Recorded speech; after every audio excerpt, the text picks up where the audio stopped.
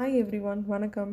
இன்றைக்கி நம்ம குட்டி கதை பாகுபலி ஸ்டோரியோட படிக்கலாமா? சாலியன் ஃபீச்சர்ஸ், அதாவது அரசமைப்பின் சிறப்பியல்புகள். பாகுபலி படத்தில் சிவகாமி தேவி இதுவே என் கட்டளையே சாசனம்னு சொல்லுவாங்க இல்லையா? அதை ஞாபகம் வச்சு நம்ம அரசமைப்பின் உயர்ந்த தன்மை, அதாவது சுப்ரீமசி ஆஃப் த கான்ஸ்டியூஷனை ஞாபகம் வச்சுக்கோங்க. மகிழ்மதி நாட்டுக்கு இந்த சாசனம் சிவகாமி தேவி மற்றும் பலரால் எழுதப்பட்டது. இந்த எழுதப்பட்ட ஒரு சாசனத்துக்கு கட்டுப்படுறது கட்டப்பா. அதனால் மிகவும் நீளமாக எழுதப்பட்ட ஒரு சாசனத்துக்கு கட்டுப்படுறது யார்? கட்டப்பா. இந்த எழுதப்பட்ட சட்டங்களை எல்லாம் பாதுகாக்கிறதுக்கு ஒருத்தர் வேணும் இல்லையா? அதுதான் நம்ம ஜுடிஷியரி. அந்த சட்டத்தை சரியானபடி நிலைநிறுத்துவது யார்?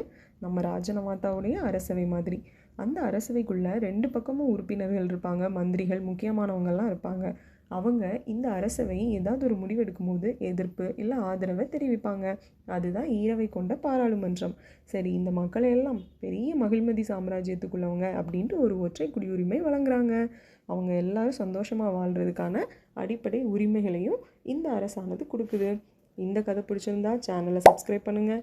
கதையோட கல்வி எப்போவுமே இனிமை. அடுத்த கதையில் சந்திப்போம்.